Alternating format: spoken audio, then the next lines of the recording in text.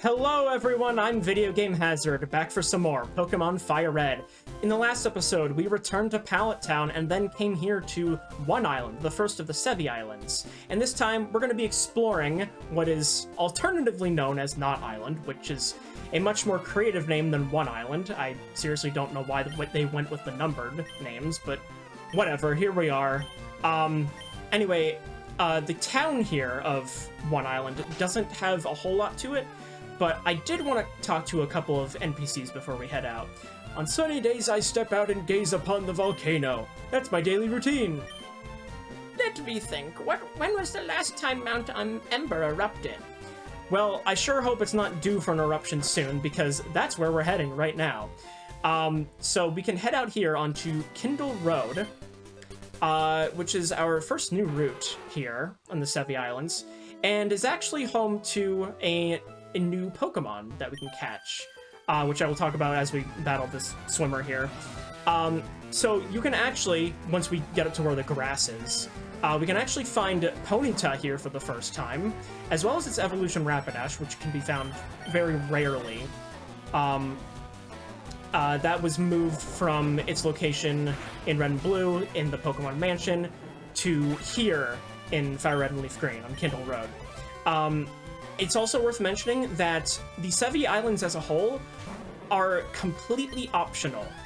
They were not present in the original Red and Blue, and they were added to, give some padding to the area of the game in between gyms 7 and 8, which I actually rather appreciate because otherwise it's a very, very short gap in between them.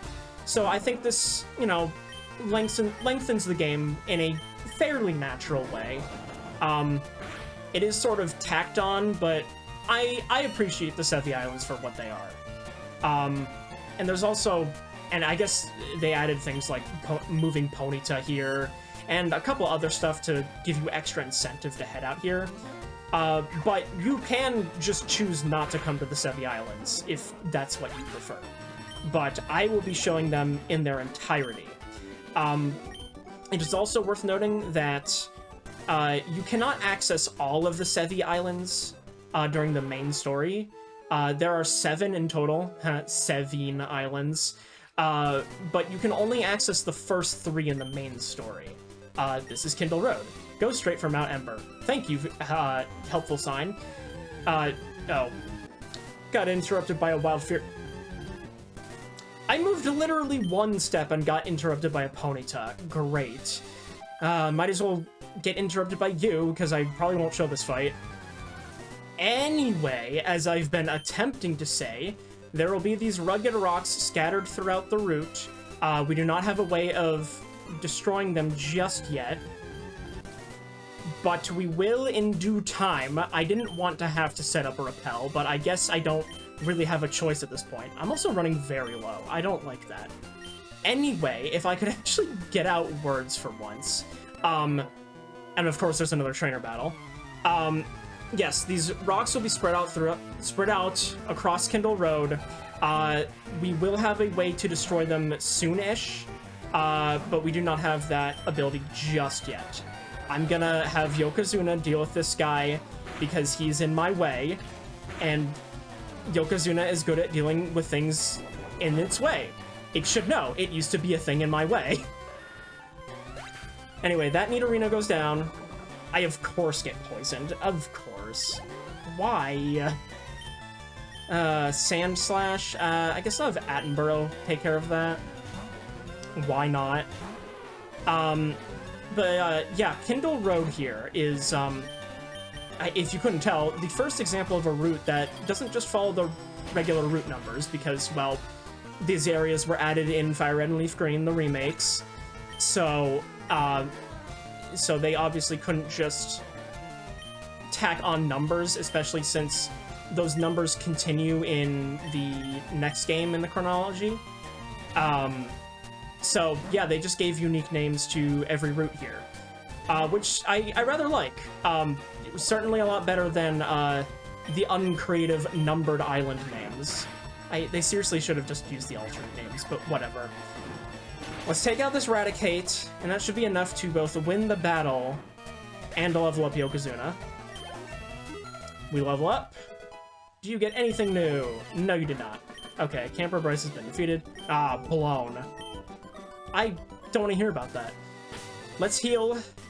I also meant to mention last time that you will probably want to stock up on Ultra Balls before coming to the Sevii Islands. I meant to grab several before coming here, but I forgot. So we only have 10 Ultra Balls. Luckily, there was a small shop over on 2 Island that I went and grabbed some Great Balls from, which isn't exactly a substitute, but it's better than nothing. I didn't want to show that just yet because not quite ready. I want to show everything on 1 Island before we get ahead of ourselves. But there are some Great Balls that you can buy over on 2 Island in the starting town if you forget to buy any Pokeballs before coming to the Sevii Islands. So that is what I did. Not exactly ideal, but it's better than nothing. Also, I'm repeating myself. Whatever. Electrocute this Hitmonlee. And then you have a Hitmonchan. I don't know why the audio's doing weird things. Let's do an Iron Tail. I don't use that enough. Okay, that did good damage. Probably gonna finish you off with a Thunderbolt, though. So let's do that. And down goes the Hitmonchan. And Crush Girl Tanya has been defeated. I'm such a fool. Anyway, oh, there's an item block behind those boulders there. I'll have to deal with that later. And then... Okay, I'm gonna set another repel, even though I don't want to, because I know I will run into something just by going through this small patch of grass. If we come up here, we have a swimmer. I'll fight this guy off screen, I suppose. Switch Blitz into the front, and fight him. I took a break from swimming, only to have you challenge me? Yes! Alright, we defeated swimmer Garrett. He had a Shelter, a Cloyster, and a War Turtle, so a bit more unique than most swimmers. We can also use Surf down here, and there should be a secret little item hiding. Yes! We can get our max repel. That's nice, since I'm very low on repels, and I also don't feel like buying max repels, because, as I've explained before, they are not cost-effective. You can also just swim around that whole area if you wanted to. I did not realize that at first, but you can do that. You would think there would be hidden items on these rocks, but there aren't. And we have a double battle. Okay. You know what, let's put Mustafar back in front. It's been a while since we've been able to use him all that much, so, yeah, let's do that. Fight these two. My big brother and I are an awesome combination. Or make an awesome combination, if I could stop replacing words that I'm reading. Crushkin Mick and Kia. Okay. Those are weird names, and one of you is a car brand. Let's just, let's do an Aerial Ace on the Primeape and a Thunderbolt on the Machoke. I guess another thing I can mention is that, the trainers here on the Sevii Islands are a little higher leveled than any of the ones on the Kanto mainland, at least before you go off to the League. So I would recommend just fighting any trainers left in Kanto, like the ones south of Pallet Town that I fought last time, just so that you're not going from, you know, strong Pokemon here to weaker Pokemon on the mainland. It just makes more sense to do it in the order that I'm doing things, I think. But that's my opinion anyway. And we're able to defeat them pretty easily. I can't believe it. It's always weird how if you... Only one of the double battle trainers actually says anything to you. I don't know, that always bothered me. Like, if they're standing side by side, only one will say something to you. Oh, and this isn't a double battle. This is going to be a back-to-back single. Okay. I don't like that. Alright. That guy's been defeated. Black belt Shea. And immediate ambush. Very cool. Dress appropriately for battle. Lose that frivolous outfit. Oh, so Mustafar leveled up to level 44 during this battle, and it wants to learn the move Slash. We've already seen that on Jeremy. I'm gonna personally pass on it for Mustafar because Jeremy is just... It makes more sense for Jeremy to have it than for Mustafar. So we're gonna pass on that. And Black Belt Hugh, I don't like that you dissed my outfit, so this is what you get for that. I have a very cool outfit for a 10-year-old, okay? I don't need to be in my karate getup like you with your black belt and your white clothing. Get out of here, I don't like you. And yay, 1776 Pokédollars. We love that. Anyway, we come up here to the Ember Spa, light the fire in your heart. Very cool tagline. And there are a couple things here of note. That guy's not important.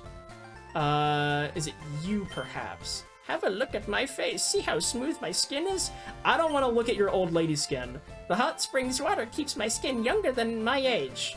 I don't know about that. Let's talk to this guy. Hot springs go hand in hand with volcanoes. The Ember Spa here, well, I made it years ago. I hewed the pool right out of a gigantic boulder by hand. I was using this at the time. I suppose I can part with it. We get HMO6 Rock Smash. That is what we can use to crack those boulders that we saw on Kindle Road. And another thing here is if we step into the center of the spa, you can just heal up your whole party. So that's nice. This is heavenly. The water warms me to my core. You should jump in too. I'm already in here. Go to the middle, relax, and get good and warm. Yeah, I already did that. I already explained that. My favorite part of bathing comes up right after this. I enjoy a bowl of chowder to warm me from the inside. Ooh, that sounds rather nice. I can't remember the last time I've had chowder, actually. I probably didn't like it at the time, but I don't know, maybe that's something I'd be willing to try again at some point.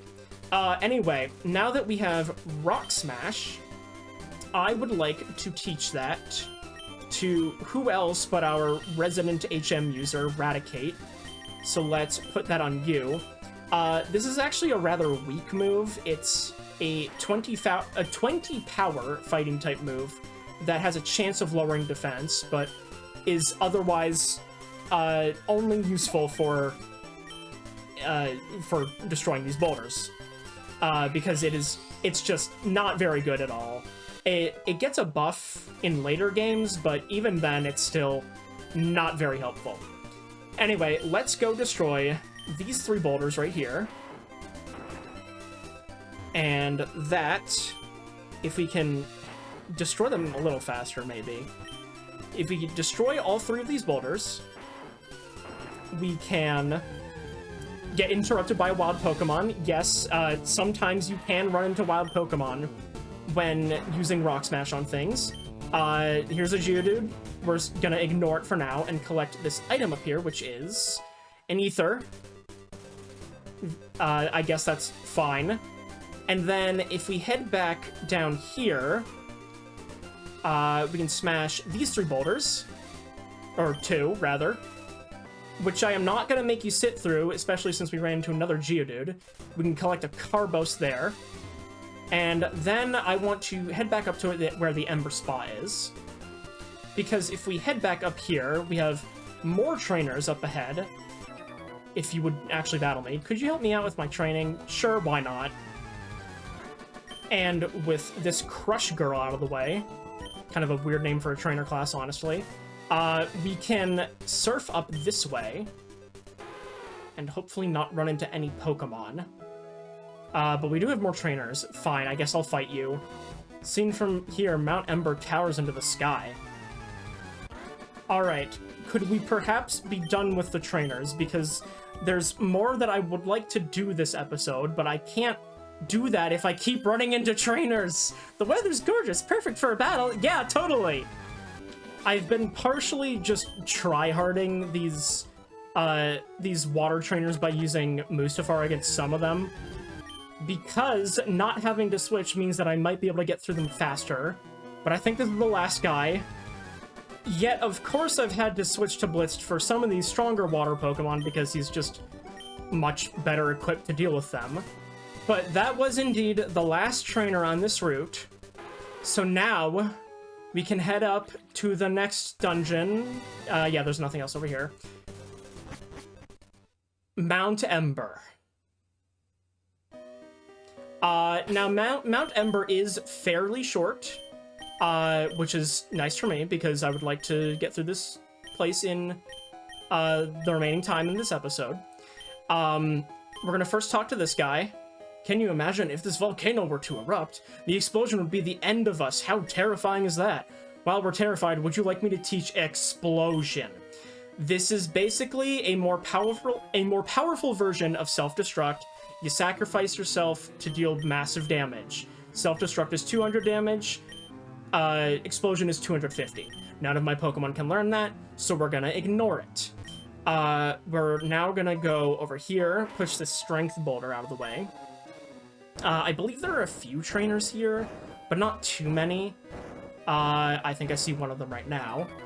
Of course, you look over at me. Do you know how caves form inside volcanoes? No, but thank you for teaching me that. Oh, Pokemon Ranger Beth, you are a new trainer class that we have not seen before. I guess we'll have Spike deal with you. Let's go for a Mega Horn.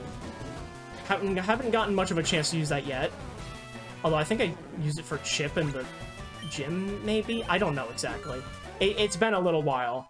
Been a few days since I last recorded. Gloom, I guess we'll just keep spamming Mega Horn. That seems like it'll work. So let's go for another one. Not a one-shot, but it's fine. I don't like being paralyzed, though. That's not fine. Let's do a Rock Slide. You only do 2 damage. Good, good, good, good. Take out the Gloom. And what is your last Pokemon? You have another Gloom, of course. Let's make this quick. Mustafar, just burn it to hell. Or to heck. I want to remain mostly PG. So we're gonna burn you to heck. Use the flamethrower, and it's gone. Yay. Okay. So new trainer class out of the way. Yeah, I'm shockingly good. Then we're gonna head up into this little corner. I should probably use Repel. Just gonna use a Max Repel because that way I won't have to think about it as much. It is worth mentioning that there is one new encounter here on Mt Ember. If you were playing Pokemon Leaf Green, you would be able to find a Magmar here, the version counterpart of Electabuzz. I've mentioned it before, but you would originally be able to find Magmar in Pokemon Mansion, in Red and Blue, but in Leaf Green you can find it here. Also, I mean just Blue. There's some Team Rocket grunts over here. Over here, we'll try digging here. That treasure the Admin's been talking about should be here.